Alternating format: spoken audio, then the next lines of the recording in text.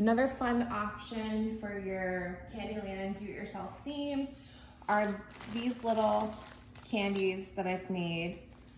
And all you need to do is get a bag of play balls, $12 at Walmart.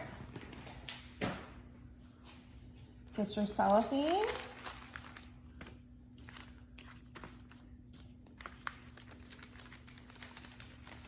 They kind of go all over the place, so bear with me. And you just wrap them up, just like that. And then take one end with your twisty tie and twist it up.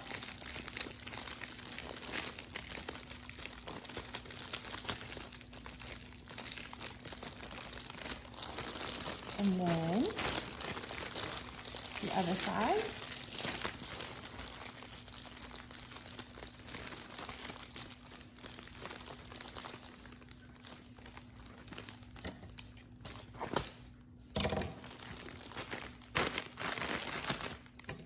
And then I just trim the excess